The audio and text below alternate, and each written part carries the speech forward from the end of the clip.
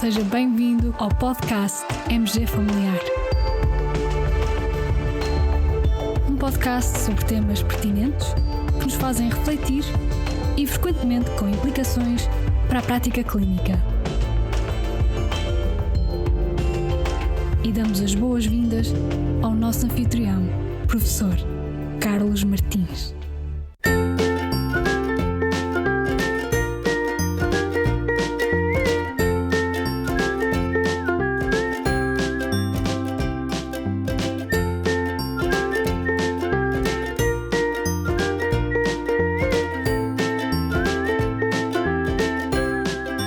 Caros colegas, sejam bem-vindos a mais um Journal Club, desta vez com o tema Cancro da Próstata. E hoje vamos abordar dois artigos. O primeiro, para partilhar connosco, temos a nossa colega Micaela Gregório. Olá, Micaela, tudo bem contigo? Olá, professor, tudo bem? Olá a todos. Obrigada por estarem nesse lado para mais um Journal Club. Muito bem. Então, queres partilhar o primeiro artigo relacionado com o cancro da próstata? O artigo que vos vou apresentar foi publicado em setembro de 2024 no BMJ e tem como título Prostate Cancer Incidence and Mortality in Europe and Implications for Screening Activities, a Population-Based Study. Tal como o título indica, trata-se de um estudo de base populacional. Teve como objetivo comparar as características epidemiológicas do cancro da próstata entre diferentes países europeus. Este artigo surge no seguimento das novas recomendações do Conselho da Comissão Europeia relativas ao Plano de Luta contra o Cancro, que propõe uma nova estratégia para os programas de rastreio do cancro da próstata. Os autores extraíram dados de 26 países europeus, entre os anos de 1980 e 2017, relativos a homens com idades entre os 35 e os 84 anos. Os dados sobre a incidência do cancro da próstata foram extraídos de registros nacionais do Global Cancer Observatory,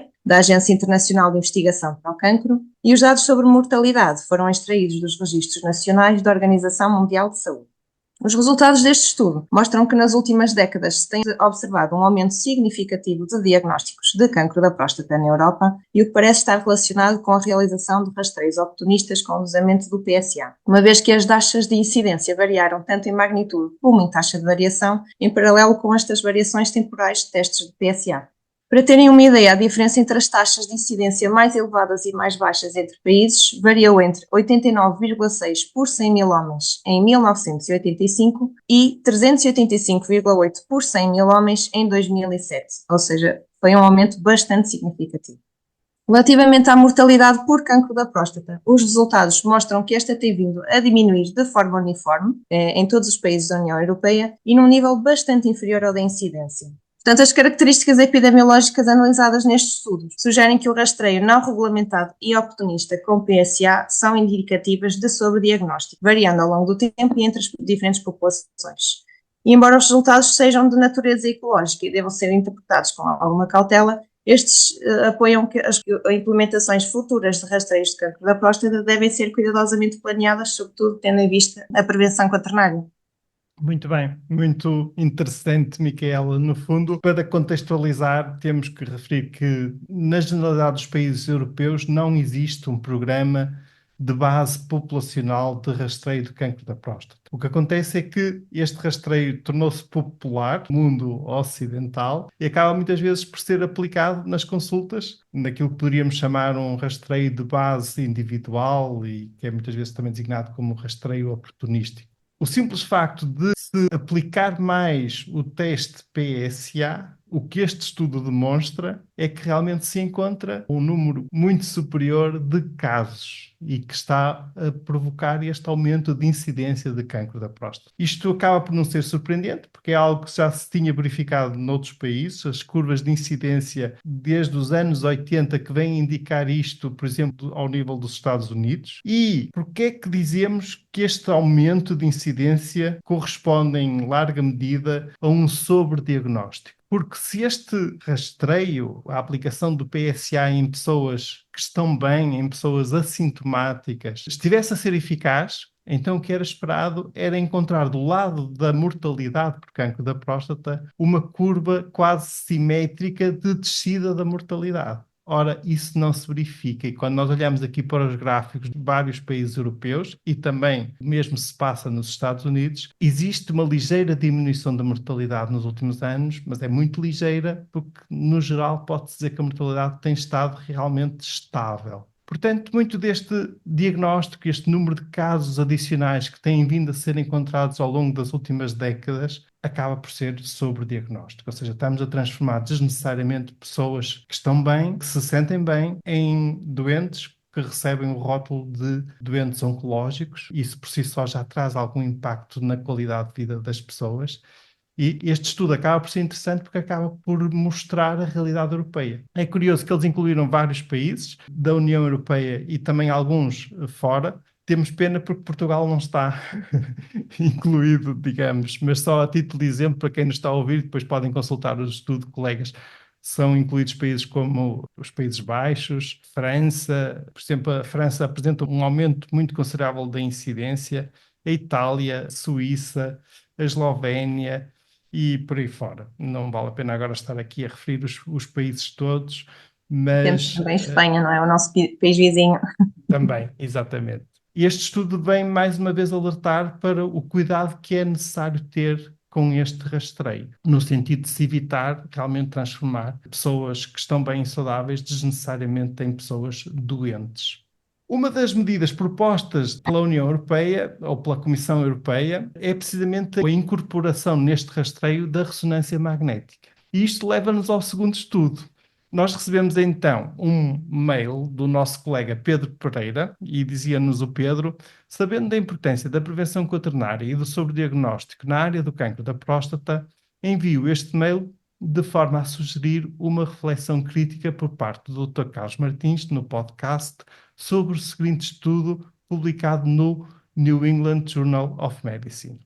E então o Pedro refere-se a um estudo publicado no dia 25 de setembro, portanto é muito recente, com o título Resultados após 4 anos de rastreio do cancro da próstata com PSA e ressonância magnética.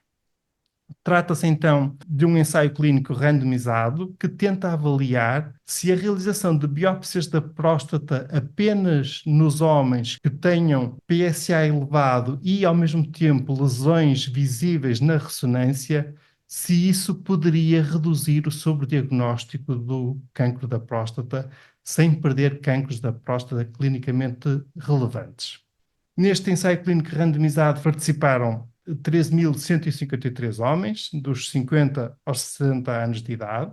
Foram convidados a submeterem-se a um rastreio com PSA e aqueles que tivessem um PSA superior ou igual a 3 nanogramas por mililitro, então foram submetidos à ressonância magnética da próstata. Os participantes foram alocados a um de 2 grupos. Em qualquer um dos grupos, se fossem detectadas lesões na ressonância, os participantes eram submetidos a biópsias orientadas para essas lesões, portanto, uma biópsia orientada pela ressonância.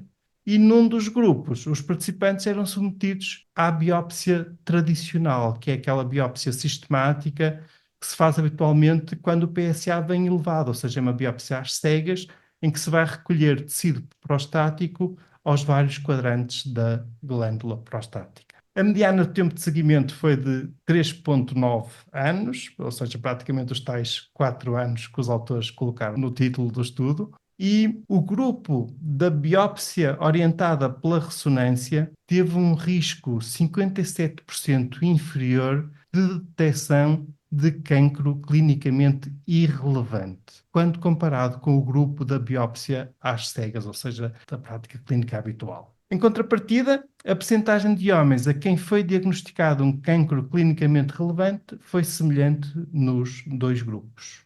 Ocorreram 5 eventos adversos graves que levaram à hospitalização e 4 destes 5 eventos estiveram diretamente relacionados com a biópsia.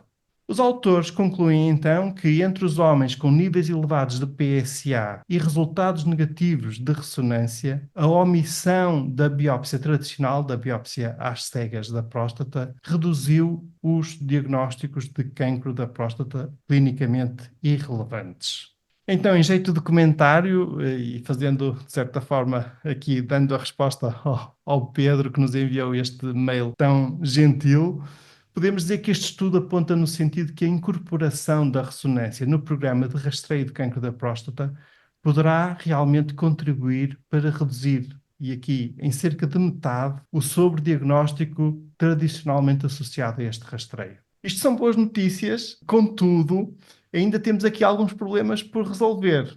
Por exemplo, um dos problemas é existirem recursos disponíveis, ao nível, por exemplo, do Serviço Nacional de Saúde, para um rastreio de base populacional, caso se queira proporcionar a ressonância magnética a todos os pacientes que tenham um PSA superior a 3, que neste caso foi o limiar analisado neste ensaio clínico. E ainda mais importante é que este estudo não apresenta a comparação que mais desejamos ver, que seria a comparação num ramo, um grupo submetido ao rastreio com PSA e ressonância, e comparando com outro grupo que seria o não rastreio.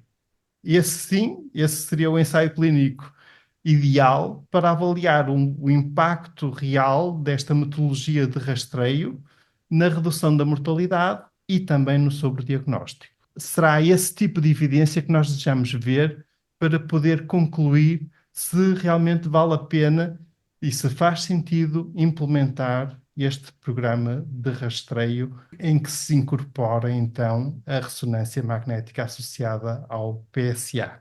E apresentamos, assim, estes 2 estudos. Não sei se queres fazer aqui algum comentário adicional. Todos sabemos, relativamente ao cancro da próstata, que é uma doença que tem um curso relativamente indolente, não é? Ou seja, toda esta questão de sobrediagnóstico também se coloca porque muitas vezes os doentes a quem é diagnosticado um cancro da próstata têm um curso de doença com muitos anos de duração, não é? Sem que isso traga propriamente grandes danos e impactos na mortalidade. E, no fundo, o objetivo primário de um programa de rastreio é esta redução da mortalidade pelo cancro, não é? Pela doença que se diagnostica em doentes assintomáticos.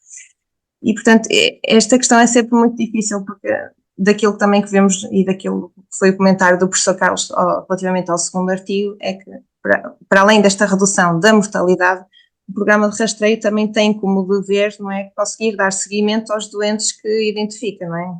E, portanto, toda esta questão de recursos e desta implementação de um programa organizado, não é, tem as suas dificuldades. Claro que sim. É um tema complexo, mas também temos de ter sempre presente que, se não dispomos de evidência suficientemente conclusiva que nos mostre que uma intervenção em pessoas que estão bem traz claramente mais benefício do que dano, então é melhor ficar quietinhos e não nos intrometemos na vida das pessoas.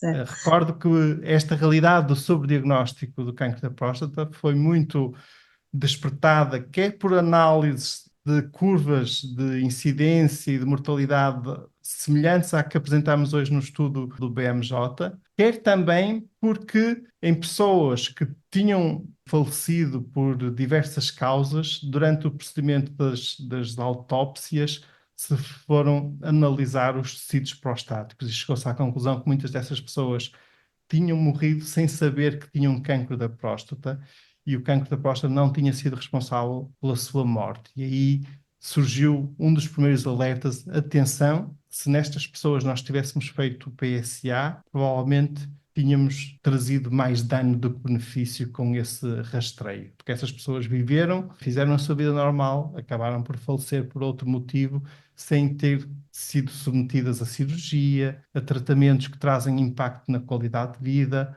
ou à simples notícia de que tinham cancro, e isso por si só também traz impacto na qualidade de vida. Portanto, aqui o balanço entre benefício e danos é particularmente relevante quando estamos a invadir, do ponto de vista médico, a vida de uma pessoa que está bem, que não tem sintomas e que está bem. Portanto, é importante termos aqui sempre muito cuidado nesse tipo de decisão. Micaela, muito obrigado pela tua participação neste Jornal Club. Obrigada eu. E até um próximo. Caros colegas, muito obrigado por nos ouvirem. Fiquem bem, continuem bem. Até ao próximo episódio.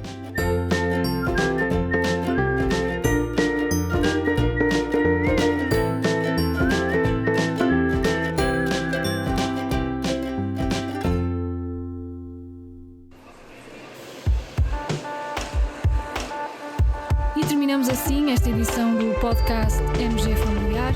Muito obrigada por nos ouvir desejar completar a sua leitura, muitos dos conteúdos abordados neste podcast estão disponíveis em www.mgfamiliar.net. Até ao próximo episódio.